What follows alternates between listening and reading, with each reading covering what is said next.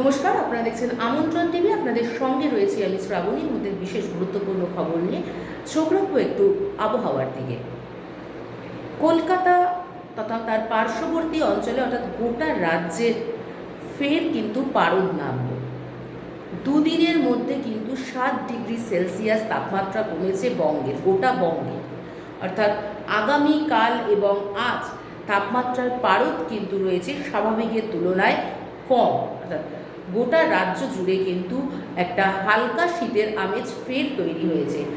আমরা এই সপ্তাহের প্রথম দিকে অর্থাৎ রবিবার, সোমবার এবং সরস্বতী পুজোর দিনও দেখতে পাচ্ছি যে তাপমাত্রা কিন্তু ঊর্ধ্বমুখী ছিল। অর্থাৎ শহর জুড়ে তথা গোটা রাজ্য জুড়ে কিন্তু একটা গরম অনুভূত হয়েছে।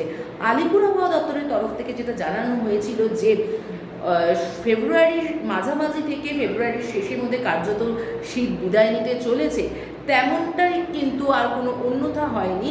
এবং এর আগেও যে আলিপুর হাওয়া অফিস জানিয়েছিল যে এই যে সপ্তাহান্তে যে তাপমাত্রা, সেটা কিন্তু তাপমাত্রার পারদটা কিন্তু নিম্নমুখী থাকবে, অর্থাৎ ঠান্ডার একটা আমেজ কিন্তু উপভোগ করবে রাজ্যবাসী। তো সেই রকম কথার কিন্তু অন্যথা না হয়ে তাপমাত্রা কিন্তু কমলো এবং ব্যাপক হারে কমলো, যে দুদিনে কিন্তু 7 ডিগ্রি সেলসিয়াস তাপমাত্রা কমেছে গোটা পশ্চিমবঙ্গের।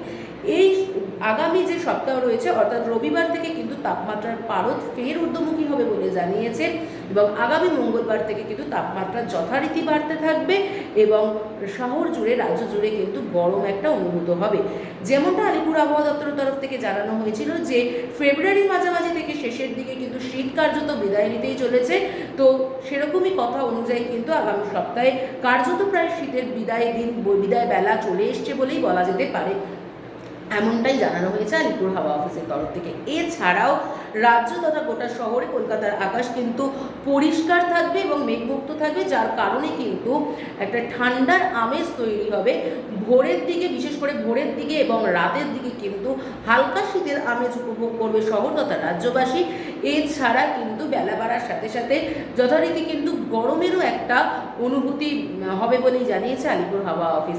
এছাড়া উত্তরবঙ্গে কিন্তু ঘন কুয়াশার একটা দাপট দেখা যাবে এবং দক্ষিণবঙ্গেও কিন্তু কিছু কিছু জেলাতে ঘন কুয়াশার একটা দাপট দেখা যাবে।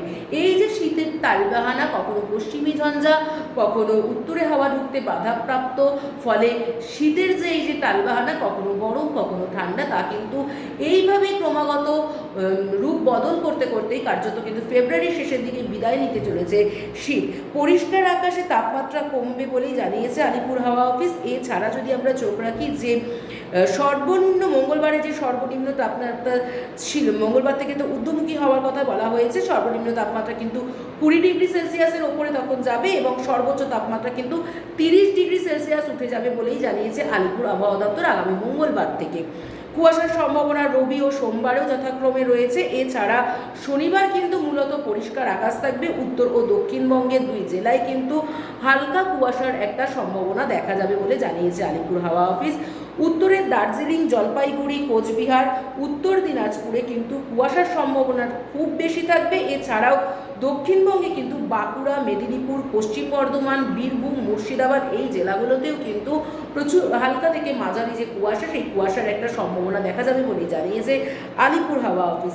এছাড়াও কিন্তু কোথাও কোনো তেমন বৃষ্টির সম্ভাবনা নেই এই মুহূর্তে। রাজ্য জুড়ে সর্বত্রই কিন্তু পরিষ্কার আকাশ দেখা যাবে বলেই জানিয়েছে আলিপুর হাওয়া অফিস। এখনকার মতন এই পর্যন্তই। আরও খবর দেখতে হলে অবশ্যই আমাদের পাশে থাকুন, সাথে থাকুন এবং নিজেদেরকে প্রতিনিয়ত খবরের সাথে আপডেট রাখুন। আমাদের যে আমন্ত্রণ টিভির ইউটিউব চ্যানেলটি রয়েছে সেটি অবশ্যই লাইক, শেয়ার এবং সাবস্ক্রাইব করুন। আপনারা দেখছেন আমন্ত্রণ টিভি। দেখুন, জানুন, মেতে উঠুন।